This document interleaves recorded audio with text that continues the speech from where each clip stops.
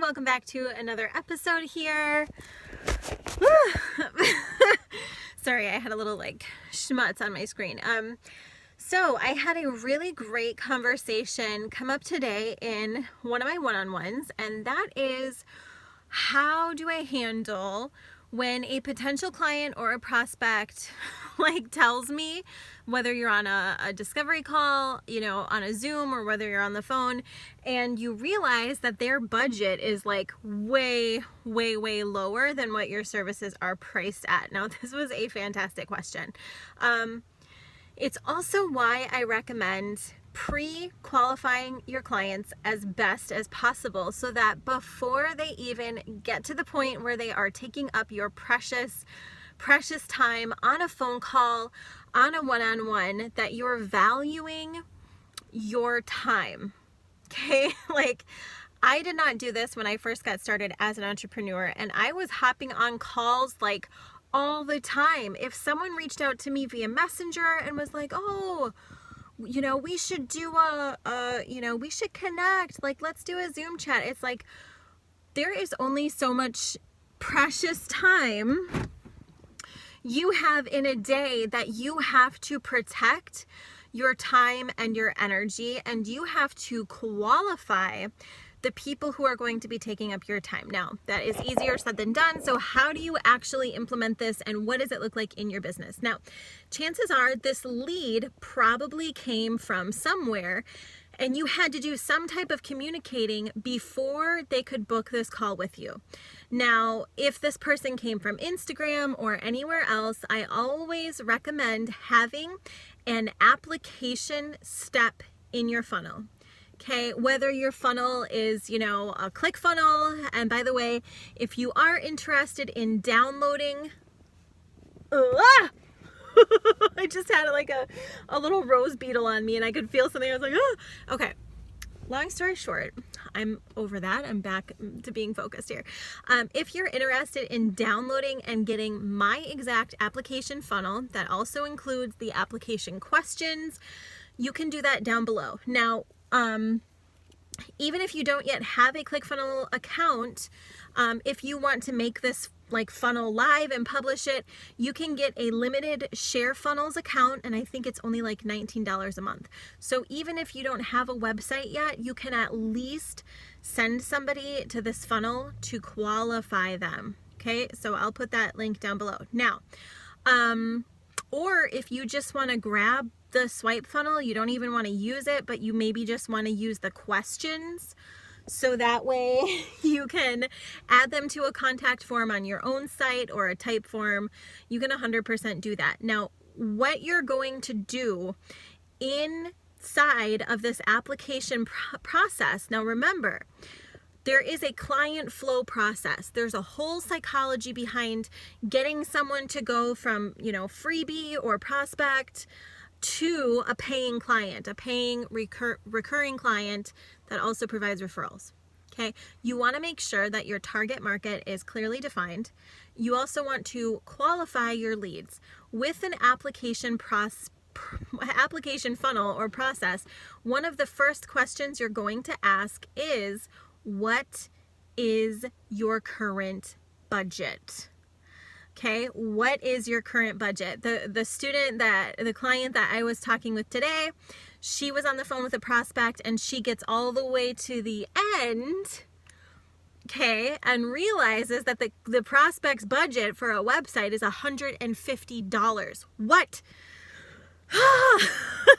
Okay, now here's the thing that I'm going to tell you. I was always afraid to ask what the person's budget was. When I was a bit more beginner entrepreneur, I was afraid to ask that question, and maybe subconsciously the reason you wait until the end is because you're subconsciously afraid to charge your worth, or you feel somewhere along the way that you can't charge a premium price for your services, which is why you don't do the application, you don't ask for their budget because you're afraid of what they're going to say, and you wait until the end to ask for what their budget is. Maybe not, but I found in my own experience that was what was going on for me. Okay, so always ask for the budget up front. Okay, if someone doesn't even have the budget, that is like my number one qualifying question. If they don't have the budget, they do not get to work with me. Okay, so now let's pretend, my daughter, let's pretend that you're already on the Zoom call, or you get to their budget and you're in the application phase and you find out their budget is like astronomically low. First of all, the goal is always to be a connector. Okay, a connector. So don't just ghost them. Don't ghost them. You can still provide value by connecting them to someone who might be better suited. Okay, so I will always say something like, based on your application, I feel like we might not be a good fit for services. However, I still want to be able to connect you with some information and some resources and some tools that might be able to better serve you. And here's the path I would recommend based on your current investment ability and, where you want to be. Okay, where you're at versus where you want to be. So for example, if someone was requesting a website design quote from me and their budget was way lowballed, I would, number one, send them resources not from me, okay? Because remember, it has to come from a trusted source beyond me, and that's how they're going to trust my opinion, is if I deflect to an expert. It's a psychological process, okay?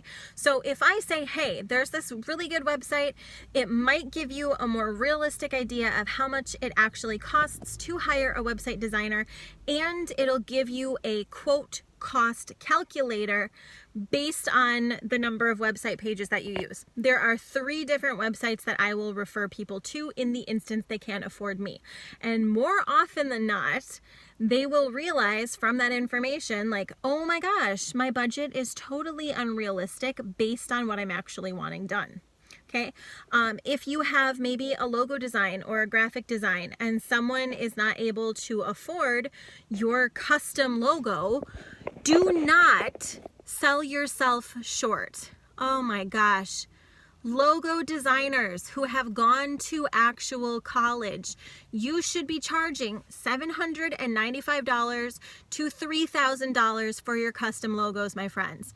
Position yourself as a premium offer. Oh my God. My friend went to school for graphic design, okay? And not just graphic design, but an official, graphic school down in Chicago. And she was charging less for her completely custom logos than what I charge for my pre-styled minimal logos. A third of the price. Okay, and her logo should have been 3 times the amount that mine was because of her skill level. So you've got to know your worth, and you cannot be afraid to ask for that price. Now, you can find logo design quotes, whatever your service is, as a freelancer, as an entrepreneur. Number one, know your worth and do not ever be afraid to ask for that. Number 2, qualify your clients. Qualify your clients. Ask them a series of questions before you get on the phone with them. Value your time. It doesn't pay to waste an hour of time with a prospect that isn't even going to be able to pay you. Okay, so in one word, what if their budget is severely less than what your price point is? In one word, run! Because the clients that are the most broke are the most biggest pains in the butts. They are freebie hunters, and they have this entitlement attitude where they want everything, but yet they don't want to invest anything. They're in a broke ass mindset, and they are not going to have wealth. So it is not your responsibility to fix them, to cater to them, nothing. Know your time, value your time, know your worth, qualify your clients. And number 3, the very last thing, if you cannot provide services to them, just kindly and politely state that to them, and then connect them to information or resources that can serve them where they're at. So for example, maybe you might want to connect them to a website. How much do websites actually cost? Or how much do custom websites actually cost? It might seem snarky, but maybe they just genuinely had no idea. that could happen too. Like sometimes people will be like, oh yeah, I want a website. I have $200. Can you make one for me? It's like, no, no. So connect them to that information, maybe connect them to a quote cost calculator, or maybe even if the client does have the right budget or they do have the money, if for any reason you're not feeling it, you're not obligated to work with that client. You don't really have to have a reason either.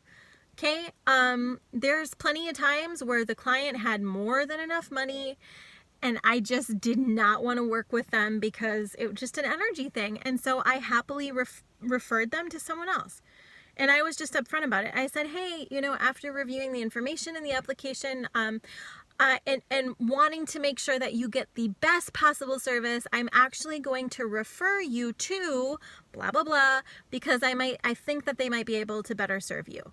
Okay, so it wasn't like an offensive thing. It was like when you frame it correctly, you can have this positioning of like letting them down easy, but still being valuable and helpful and a connecting resource. Okay.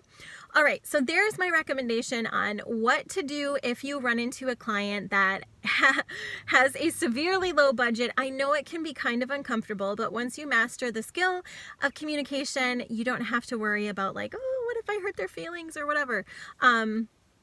Communication can make confrontation like this, can make it really simple and easy breezy and easy peasy lemon squeezy and all that stuff. So thanks so much for tuning in. Remember, if you are digging this content on the channel, please feel free to stick around. I will be putting out more trainings and tutorials. And I'd also like to welcome you into our monthly membership, which you can find all of the courses and resources and links and stuff down below. So if you're looking for additional support in building your business beyond just the training videos that you find here or on my channel, then we can make sure to be able to support you. So thanks so much for checking this video out, and I hope it was helpful.